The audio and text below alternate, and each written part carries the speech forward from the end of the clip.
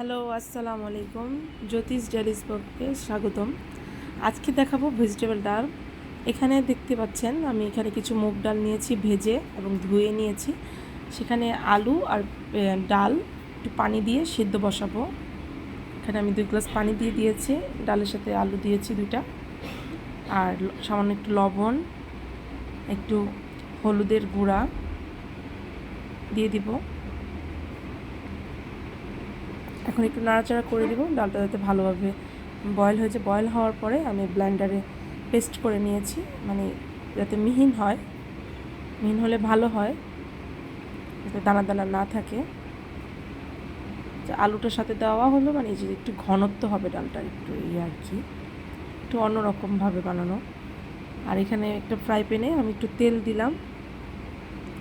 তেল দিয়ে আমি কিছু সবজি কেটে রেখেছি, ফুলকপি, গাজর আর বরবটি, সেগুলো ধুয়ে এগুলো নিয়েছি। এগুলো দিয়ে একটু তেলে সামান্য লবণ দিয়ে ভেজে নেব।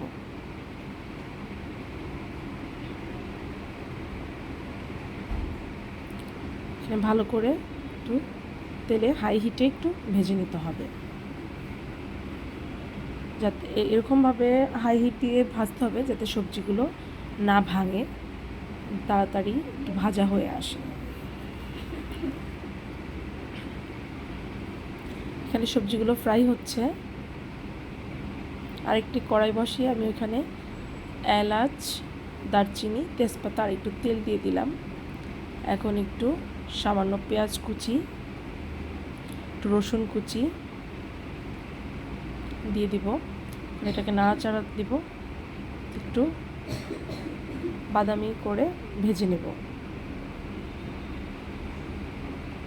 আর ওদিকে সবজিগুলো আমার ভালো করে ভাজা হয়ে আসছে।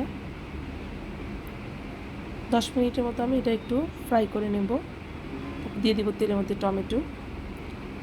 টমেটো দিলে কি হয়, একটু অন্যরকম টেস্ট লাগে আমার কাছে। আপনারা চাইলে এগুলো নাও দিতে পারেন টমেটো, কিন্তু দিলে ভালো লাগে। 5 মিনিটের মতো একটু করে নিব, নাড়াচাড়া দিব। তারপর একটু লবণ দিব যাতে টমেটোটা গলে যায়। 15 মিনিটের মতো একটু নাড়াচাড়া করব যাতে টমেটোটা একটু নরম হয়ে আসে। ওদিকে সবজিগুলো প্রায় ভাজা ভাজা হয়ে আসছে, আর এই পাশে টমেটোগুলো দিয়ে ভালো করে একটু নেড়ে নিতে হবে।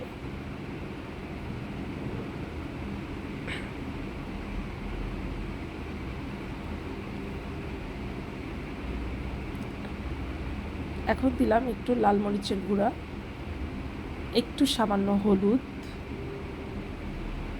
একটু গরম মশলা পাউডার, জিরা পাউডার, একটু ধনিয়া গুঁড়া দিয়ে এটাকে আমি কষিয়ে নেব। এরপর একটু পানি দিয়ে দেব।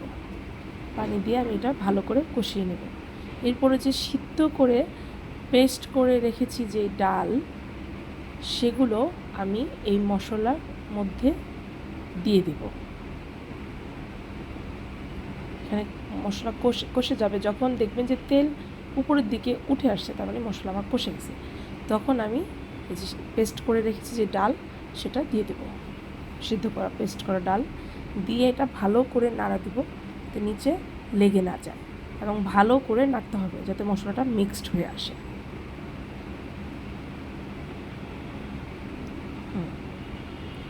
দেখতে পাচ্ছেন আমি ভালো করে নাড়ছি। এখন একটু সামান্য ডালের সাথে একটু পানি অ্যাড করে দেবো, একটু ডালটা একটু পাতলা হয়।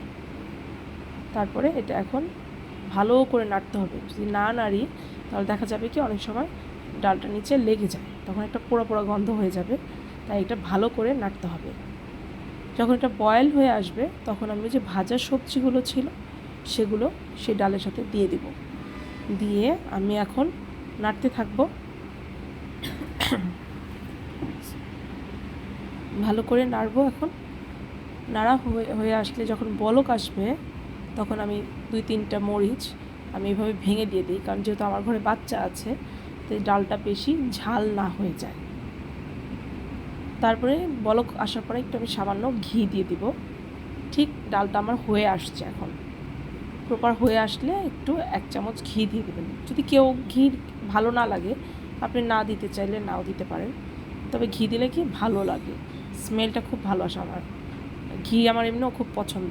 এখন ডালটা অলরেডি হয়ে আসছে। খুব সহজেই এভাবে ঘরের উপকরণ দিয়ে ভেজিটেবল ডাল তৈরি করা যায়।